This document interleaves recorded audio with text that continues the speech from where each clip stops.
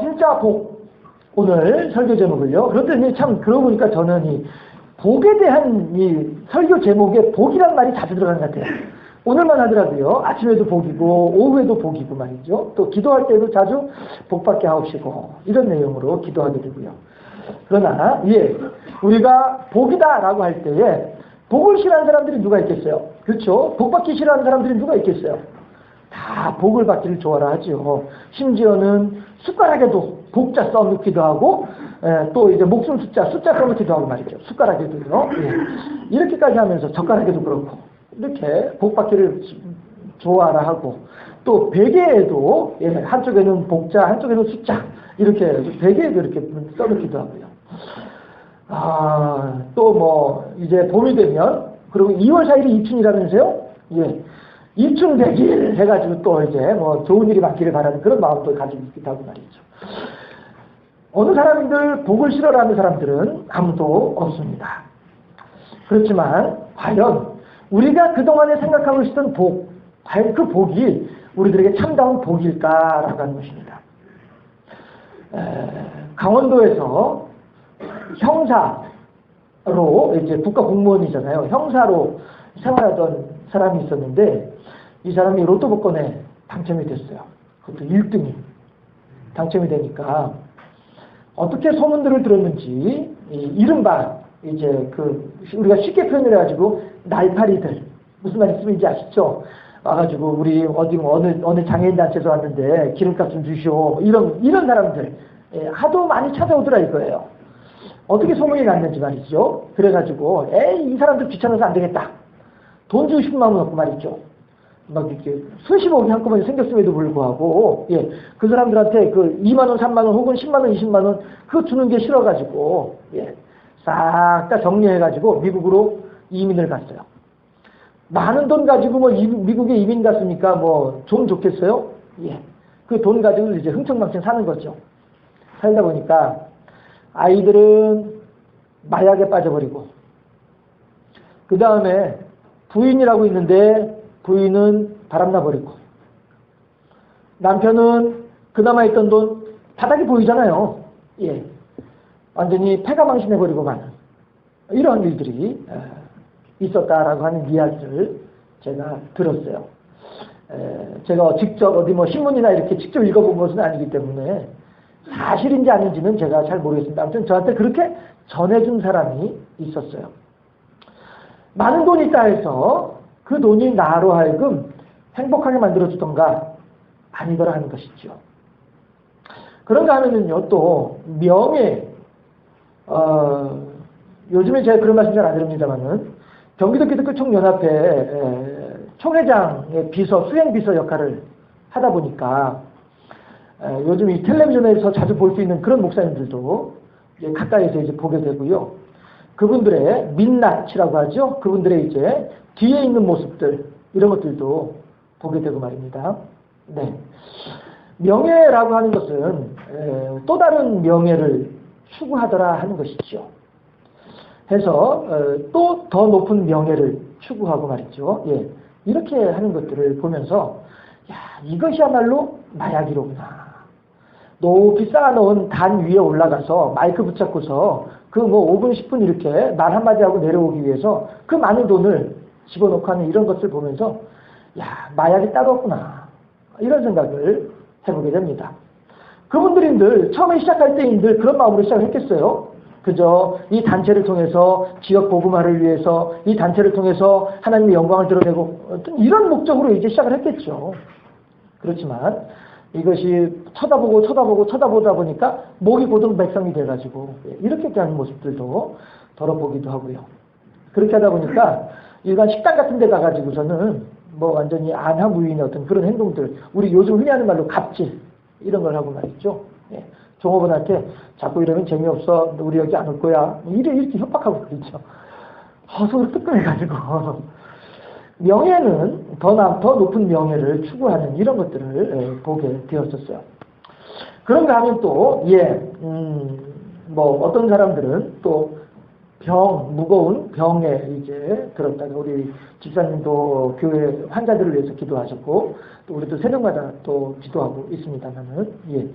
무거운 병에 들었다가 그 병을 고쳤어요. 고치고 나면 뭐 할 것이냐 하는 것이죠. 히스기야라고 하는 사람이 그 병 고친 15년, 병을 고쳐가지고 다시 살아난 덤으로 살아가는 15년, 그 15년 사이에 낳은 아들이 므낫세예요. 므낫세라고 하면은요, 남유다 역사 중에서 가장 못된 그런 임금으로 정평이 나 있는 사람이 므낫세란 말이에요. 연장받은 15년 세월 동안에 므낫세 나왔다니까요, 히스기야가. 그 신앙 좋다라고 하는 그 히스기야라고 하는 임금이 므낫세를 낳았더라는 것이죠. 과연 무거운 병에 있다가 노여나는 것이 그것만으로 우리가 복이라고 할 수 있겠는가 하는 것입니다. 그래도 한다면 우리가 이러한 여러 가지 경우들, 많은 돈, 높은 명예, 어떤 그 병의 고침은 어떤 그런 은혜, 이런 것들이 다 우리들에게 복이다라고 이야기할 수 있는 부분들이긴 하긴 합니다만, 물론 이제 그 뒤에 부정적인 내용들도 같이 언급을 했습니다만은, 보통의 사람들은 생각을 할 때에 그렇게 되면 이제 복받았다라고 하잖아요. 예. 그러나 이런 것들을 살펴볼 때 우리가 생각하는 복이라고 하는 것은 결국에는 나로 하여금 만족하게 해주는 것이 복이고 나로 하여금 기쁘게 해주는 것이 복이더라 하는 것이죠. 그렇지만 과연 그런 것들이 얼마나 오래 갈 것인가 라고 하는 것을 생각을 해보면 그 미국으로 이민 가가지고 패가망신하는 사람이나 이렇게 하는 히스기야, 므낫세를 낳은 히스기야나 더 높은 어떤 명예를 추구한 어떤 그런 어떤 협작, 어떤 그런 모습들이나 이런 것들을 생각해 볼 때 그런 것도 그다지 크게 우리들한테 중요한 건 아니지 않겠는가 하는 생각이 들어요. 옛날 중국 이야기 중에 그런 이야기가 있습니다. 국경지대에서 살고 있는 한 마을에 노인이 계셨는데 이 어른이 말 한 마리를 그저 이렇게 데리고서 이렇게 집에서 근근히 이제 살아가시는 그런 어른이었었어요. 그런데 이 말이 하루는 도망을 갔어요. 어디로 도망갔냐면은 국경선을 넘어서 남의 나라로 도망을 가버렸어요. 그러니까 말을 찾아올 도리가 없잖아요. 방법이 없잖아요. 그래서 국경선 넘어갈 수도 없는 거고요.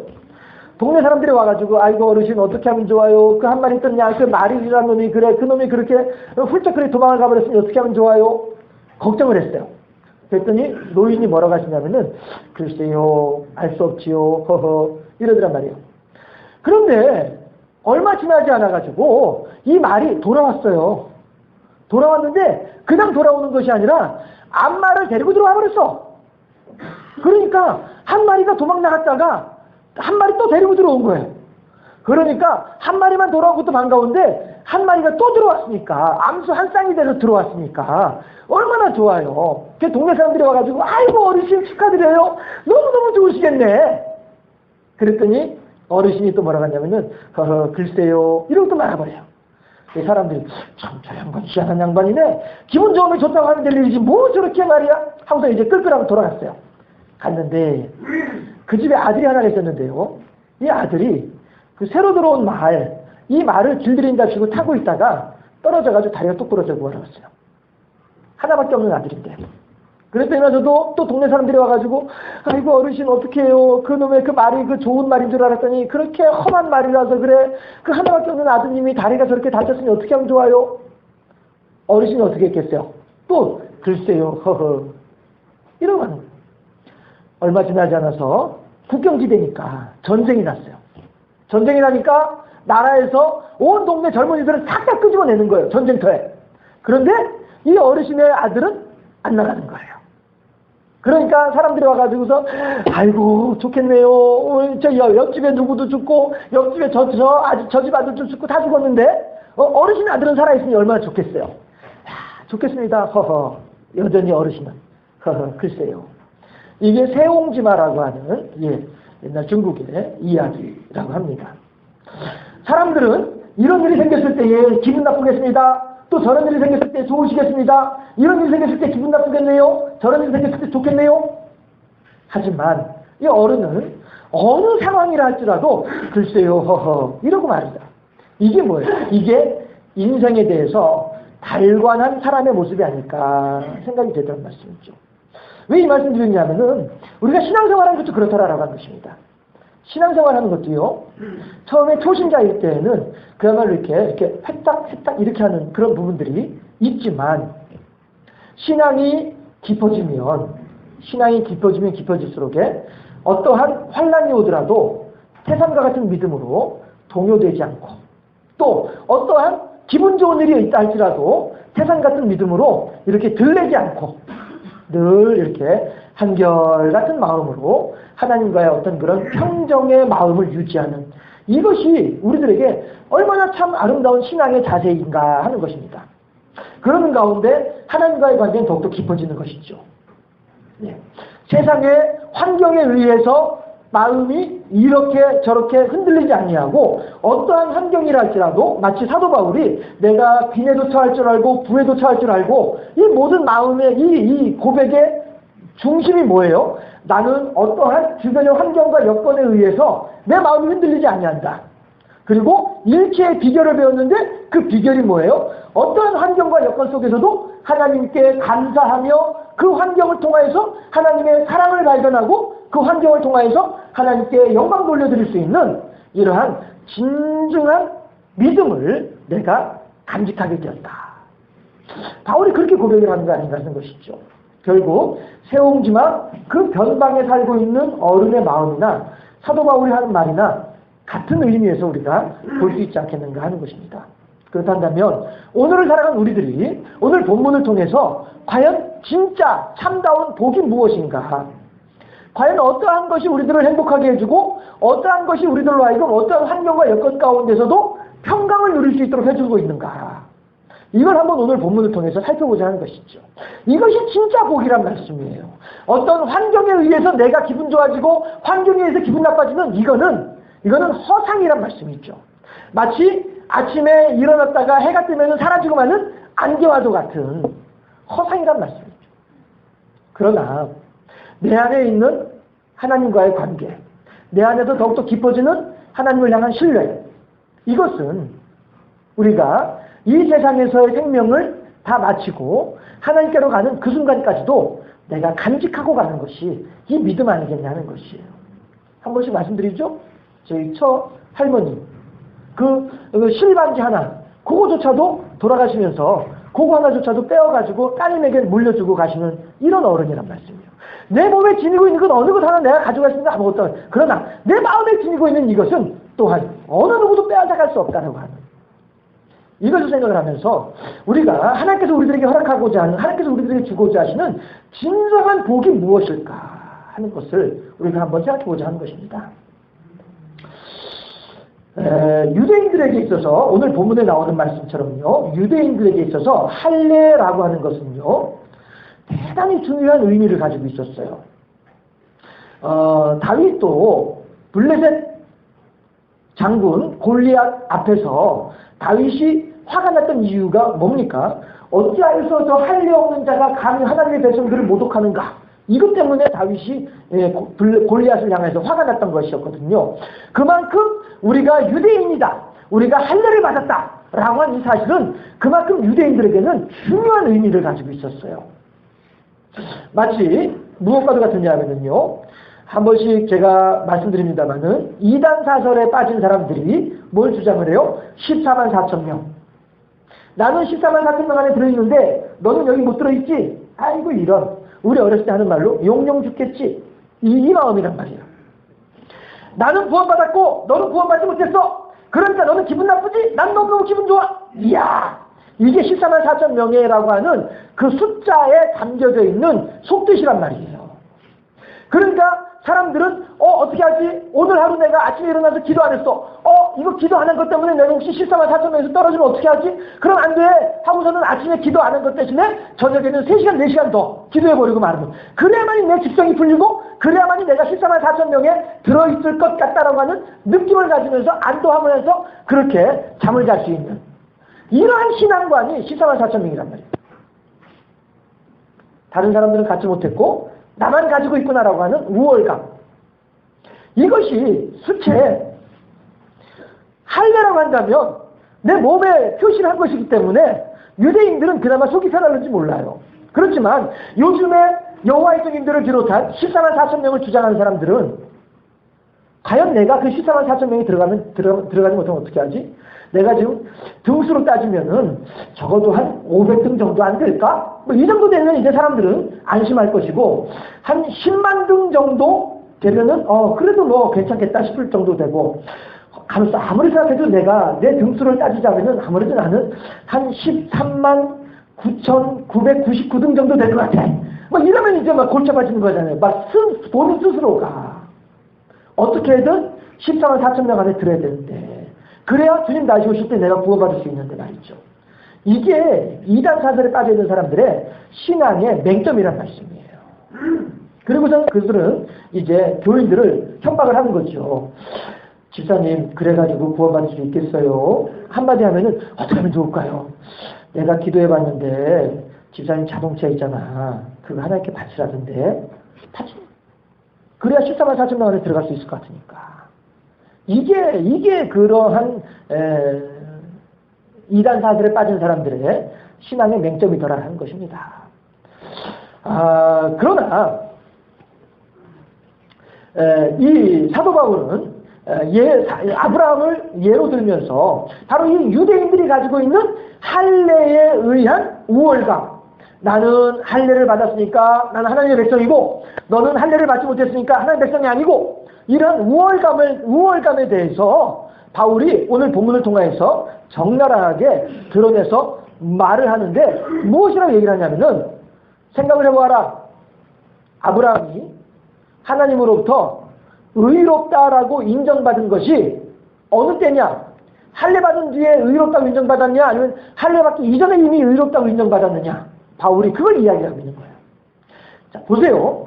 유대인들이 할례 받은 것에 대해서 소중하게 여기는 이유가 뭐냐 하면, 할례를 받아야만이 하나님으로부터 의롭다 인정을 받고, 할례를 받아야만이 구원받고, 할례를 받아야만이 천국에 갈 수 있다라고 하는 믿음이 있기 때문에, 그것 때문에 이 유대인들은 할례를 그렇게 소중하게 생각을 했었고, 대신에 할례를 받지 않은 이방인들은 아이고, 할례 받지 않은 녀석들, 저 녀석들은 하나님으로부터 은혜도 받지 못하고, 저 녀석들은 구원도 받지 못하고, 저 녀석들은 천국도 못 가. 이렇게 생각을 하면서 스스로 우월감에 빠져서, 스스로 이른바 왕자병에 빠져서 나는 구원받은 백성이야, 이러고서 살아가는 사람들이 유대인들이었단 말이에요. 그런데 바울은 유대인들의 그 잘못된 신앙관을 한마디로 콕 찍어서 얘기를 하는데, 아브라함이 과연 어느 때 하나님부터 의롭다고 받았느냐? 너희들은 주장하기를 할례를 받아야만 의롭다 인정받는다라고 생각을 하고 있지만은, 과연 아브라함은 어느 때 의롭다고 인정을 받았더냐? 바울이 얘기하는 거예요. 어느 때예요? 창세기 15장에서 하나님께서 아브라함에게 의롭다라고 인정해 주셨어요. 왜 그러냐 하면, 하나님께서 아브라함에게는 여러 차례 나타나셔가지고 내가 너의 씨를 중대하게 할 것이고, 내가 이 땅을 다 너의 후손들에게 줄 것이고, 바다의 모래같이 하늘의 별과 같이 너의 씨앗들이 많아지게 될 것이다 라고 하는 약속을 여러 차례 해주신단 말이에요. 그렇게 하는 가운데 창세기 15장에서 또 하나님께서 나타나셔가지고 아브라함아 걱정하지 말아라, 내가 너에게 후손을 주겠다. 그랬더니 아브라함이 뭐라고 얘기했냐면은, 아이고 하나님 그런 말씀하지 마세요. 내가 이제 나이가 많아 늙어가지고요 자식을 낳을 수 있는 능력도 없고요, 아유 그냥 여기에 지금 엘리에셀이라고 우리 집에 청지기 하나 있는데, 이 애가 좀 똑똑하고 얘가 좀 신실해요, 얘가 좀 믿을만해요. 그래서 내가 내 모든 재산을 얘한테 넘겨주려고 해요. 아브라함이 하나님한테 그렇게 얘기를 했어요. 그랬더니 하나님께서 뭐라고 하시냐면은, 아니다, 절대 그렇지 않다. 내가 너로 하여금 분명히 너의 몸에서 나는 너의 자식으로 하여금 너의 후계자가 되도록 할 터이다. 내가 분명히 말한다 라고 했단 말이에요. 그랬더니 15장 6절에서, 창세기 15장 6절에서 아브라함이 그 하나님의 말씀을 믿음에 하나님께서 그 믿는 그것을 그의 의로 여기셨더라, 이런단 말이에요. 하나님께서 아브라함을 의롭다라고 인정해 주신 것은 창세기 15장에서예요. 그런데 정작 할례를 행하라 라고 했던 것은 언제? 창세기 17장에서예요. 창세기 17장에서 또 이스마엘이 나와가지고 13살 되던 때예요. 아브라함은 99살이 되던 때예요. 이때 하나님께서 아브라함에게, 야, 이젠 아브라함이 있죠. 아브라함이라고 이름을 바꿔주면서 너 할례를 행하도록 하라. 너뿐 아니라 너희 집에 있는 모든 남자들은 다 할례를 행하도록 하라. 알겠습니다. 아브라함 99살 때, 이스마엘 13살 때. 아브라함이 하나님으로부터 창세기 15장에서 의로 여기심을 받았을 때에는 아직 이스마엘이 태어나기도 전이었었고요. 이미 아브라함은요, 하나님으로부터 할례 명령을 받기 이전에 이미 의롭다라고 인정을 받았다라고 하는 것이에요. 할례는 그 뒤에 일어난 일이고요.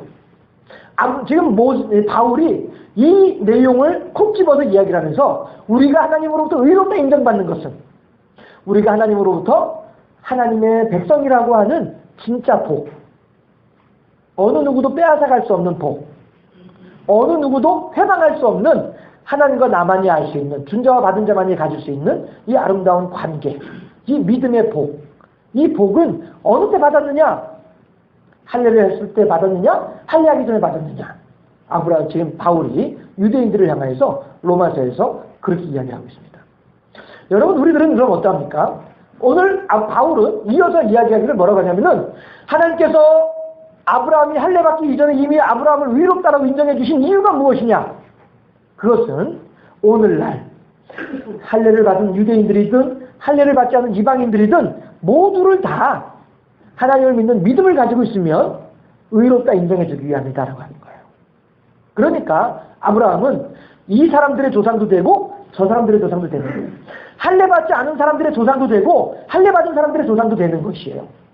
왜냐하면 이미 아브라함은 할례 받기 이전에 이미 의롭다 인정을 받았고 그 다음에 의로움에 하나님께서 인정해 주신 의롭다고 인정해 주신 것에 대한 아브라함의 응답이 할례였기 때문에 그렇다라고 하는 거예요. 해서 할례가 필요 없다라고 하는 것이 아니라 하나님의 부르심에 대한 응답으로서 행한 할례이다라고 하는 것을 바울이 분명히 얘기를 해주고 있어요. 그렇게 하면서 하나님께서 아브라함을 통해서 이렇게 행하신 이유가 무엇이냐? 우리가 하나님으로부터 부르심을 받았을 때에 우리들이 하나님으로부터 부르심을 받았을 때에 아멘 하고 하나님께 나올 수 있는 이 믿음이 귀하다는 거예요. 이 믿음이 바로 할례란 말이에요. 우리가 하나님께서 부르실 때에 하나님께서 이 모양으로 부르시고 저 모양으로 부르시고 하실 때에 우리가 거기에 대해서 예 하고서 하나님의 부르심에 달려나아갈 때에 그 모습이 바로 아브라함의 경우로 보았을 때에 할례의 모습이다라고 하는 거예요. 그러면 그건 이제 창세기 17장이 되는 것이죠. 그럼 창세기 15장은 무엇이냐? 우리가 하나님을 향해서 구체적으로 예 하고서 자리에 털고 일어나서 가기 이전에 벌써 하나님의 말씀에 귀를 기울일 때 그때가 창세기 15장과 마찬가지란 말이에요. 우리들의 마음속에서 하나님을 향한 믿음이 생겨나고 우리들의 마음속에서 하나님을 향한 찬양의 마음이 생겨나고 할 때 이때가 바로 우리들에게는 창세기 15장과 같은 모습이고 사람이 마음으로 믿어 의에 이르고 우리들의 마음에 하나님을 향해서 하나님에 대한 믿음이 생겨나게 될 때 그때 이미 우리들은 의롭다 인정을 받는 거예요. 그리고 그 의롭다 인정받은 우리들이 하나님께서 우리들을 부르실 때 그렇군요. 내 하나님의 말씀에 순종하겠습니다 라고 하면서 하나님의 기회로 나오는 그 순간이 창세기 17장 할례 받는 순간이고요. 그러면 창세기 15장과 17장은요 약 14년간의 기간이 있었습니다만은 우리 오늘을 살아가는 성도들에게 있어서는요 창세기 15장과 17장은 동시에 일어날 수 있는 일이에요. 그렇죠? 너희가 오늘날 하나님의 말씀을 듣거든 마음이 어리석은 완악한 자들과 같지 아니하고 즉시로 하나님께 응답하고 즉시로 하나님께 부복하도록 하라. 이것이 신약 성경에 우리들을 향한 권면의 말씀이잖아요. 우리들이 그래요. 지금 이 자리에 계신 분들 중에서도요. 아까 특성하신 분도 그렇고요. 우리 권필선 어르신 같은 경우에만 하더라도 시집 오기 전에 벌써 교회를 다니셨던 어른이신데 시집 오면서 시댁하고의 관계 때문에 신앙생활을 하지 않으시다가 그 둘째 아드님이 대전에 있는 대전 염락교회든가 아무튼 교회 안수 집사님이신데 그 어른 권면 받아가지고 우리 교회 나오신 분이 저 어른이시란 말씀이죠. 이렇게 돌고 돌아가지고 오시는 분들이 더러 계시지 않느냐 하는 것이죠. 했을 때에 그분들이야말로 하나님께서 부르시는 창세기 15장 그 다음에 거기서도 구체적으로 응답하는 창세기 17장 이 관계 속에서 우리가 이야기될 수 있다고 하는 것입니다. 결국에는요 우리들이 복이다라고 하는 것이 무엇이 복이냐 하면은요 이 세상에서 이렇게 손으로 움켜잡으면은 손가락 살은 다 흩어져 내려가고만은 어떤 이런 것들을 가지고 우리가 복이라고 생각할 것이 아니라, 다시 말씀드리지만 어느 누구도 빼앗아갈 수 없는 내 마음속에 있는, 내 마음속에 굳건하게 자리 잡고 있는 이것이 우리들에게 참 복이라 할 때에, 하나님께서는 우리들이 지금 신앙생활을 어떤 모습으로 하고 있든지 간에 이미 하나님께서 우리들을 사랑해 주시고, 우리들이 비록 남들이 볼 때는 저 사람 왜 저래 이렇게 할 그런 상황이 있는지 모르지만, 또 어쩌면 여러분들 중에는 또 저에 대해서도 대체 목사가 됐다면서 왜 저렇게 이렇게 하는 허물이 우리들의 누구나 다 그런 허물들이 다 있게 마련이란 말이죠. 아마 우리 아이들한테 너희 아빠 욕 좀 해봐라, 험담 좀 해봐라 하면서 아마 슬슬 나오지 않을까 싶어요. 허물이 있지만은 허물을 가지고 하나님께서 우리들을 책하시는 것이 아니라, 책망하시는 것이 아니라, 도리어 그 허물 중에라도 하나님을 향한 마음, 하나님을 향한 믿음, 이것을 하나님께서 더 귀하게 여기신다는 거예요. 아브라함이 창세기 15장에서 하나님께서 너의 후손이 너의 후계자가 될 것이다 라고 말씀하셨을 때에 아브라함이 믿었단 말이에요. 그리고 하나님께서 그것을 의로 인정해 주셨단 말이에요. 그래서 아브라함이 한 일이 뭐예요? 이스마엘 낳은 일이잖아요. 이스마엘의 후손들이 지금까지도 중동 지역에서 두고 역사에 어려움을 끼치는 그런 민족이잖아요. 아브라함이 이렇게 허물이 많은 사람이란 말이에요. 그럼에도 불구하고 하나님께서는 그 아브라함을 향해서 너 왜 그랬어 이 녀석아, 이 바보 같은 녀석아, 책망하지 않으신다는 거죠. 하나님은 창세기 15장에서 하나님께 향한 아브라함의 믿음을 보시고 그것을 귀히 여기시는 거예요. 창세기 16장, 창세기 17장에서 이스마엘 낳는 그거는 하나님 보시기에 좀 서운할는지는 몰라도 그거 가지고 하나님께서 아브라함에게 책망하지는 않으신다는 거예요. 도리어 이스마엘에게 축복하시잖아요. 하나님께서 복을 주시잖아요. 하갈에게 걱정하지 말아라. 네가 낳게 될 그 아들이 한 민족을 이루게 될 것이고 큰 민족을 이루게 될 것이다. 축복의 말씀을 해주잖아요. 그때 한 번도 아니고 두 번이나. 하나님께서 이스마엘에게 그렇게 하시잖아요. 우리들 마찬가지로 사람과 사람을 볼 때에는 이런저런 눈에 거스른 거 없을 것이고 사람이 열이면 열 다 좋을 수 있겠습니까? 그러나 하나님께서는 우리들에게 창세기 15장을 먼저 보신다는 거예요. 하나님께서 우리들의 마음속에 있는 하나님을 향한 믿음, 우리들의 마음속에 있는 하나님을 향한 감사, 우리들의 마음속에 있는 하나님을 향한 사랑, 이것을 먼저 보신다는 거예요. 그 다음에 할례를 했는지 안 했는지, 이건 창세기 17장이에요. 우리가 그에 맞게 신앙생활 제대로 하고 있는지 안 하는지, 이거는 우리들 각자에 주어져 있는 우리들의 몫이라는 거예요. 그 몫을 가지고 나는 이렇게 했는데 너네 그렇게 안 해! 라고 이야기할 수는 없다라고 하는 것이죠. 이것이 진짜 복이란 말씀이에요. 하나님과 나와의 관계 속에서 내가 하나님을 향해 어떤 모습으로 있는지를 알아가는 것, 이게 진짜 복이란 말씀이죠. 나는 과연 창세기 15장에 있는지, 아니면 창세기 17장까지 와 있는지, 아니면 창세기 16장에서 지금 이스마엘 낳고 있는 헛짓거리하고 있는지, 다른 사람들이 평가할 것이 아니라 나 스스로가 평가할 일이라고 하는 것입니다. 하나님과 나와의 관계 속에서. 이것은 내 몫이에요. 괜히 다른 사람의 몫을 내 몫인 양 감당할 필요도 없어요. 오직 내 안에 계신 하나님께서 내 안에 말씀하심으로써 하나님 과연 저는 그럼 지금 창세기 15장을 살고 있습니까? 아니면 창세기 17장을 살고 있습니까? 오늘 바울이 유대인들을 향하여 한마디로 콕 찍어서 얘기해주는 진짜 복이 무엇이냐? 너희들은 할례 받았다고 해서 그게 복받은 백성이라고 생각하냐? 그것이 진짜 복이 아니고 이미 우리들의 마음속에 하나님에 대한 사랑이 있고 이미 우리들의 마음속에 하나님을 향한 감사가 있으면서 그 사랑과 감사의 마음으로 하나님을 향해서 구체적인 나의 수고와 헌신이 있게 되면 이게 진짜 복이다. 하나님은 아직 미숙한 사람들도 사랑하시고 성숙한 사람들도 사랑하신 분이 하나님이시다. 중간 과정에 있는 사람들 물론 하나님께서는 사랑하신다. 모든 사람들을 다 사랑하시는 분이 하나님이시다. 그 사랑이 오늘 우리들에게 임해서 우리같이 개차반 같고 우리같이 엉뚱하며 우리같이 그지없는 우리들조차도 구원받은 백성이 될 수 있다는 사실이죠. 이것이 우리들에게 진짜 복이다 하는 것입니다. 하나님의 은혜 사랑이 내 기분과 환경에 따라서 달라지는 것이 결코 아니요 내 기분과 환경의 여하를 떠나서 늘 우리들에게 동일하게 임하시는 것이 하나님의 사랑이다. 이 사실을 마음에 깊이 새기시면서 참으로 나야말로 진짜 복받은 사람이로구나. 예, 돈이 많아서 복받은 것이 아니고 명예가 높아서 복받은 것이 아니라 중한 병에서 놓여져서 복받은 것이 아니라 하나님을 향한 믿음을 가지고 있다는 사실이 내게는 진짜 복이로구나. 진짜 복을 하나님께 더욱더 깊이 감사할 줄 아는 성숙한 우리 모두가 될 수 있기를 주님의 이름으로 축원합니다. 기도하겠습니다.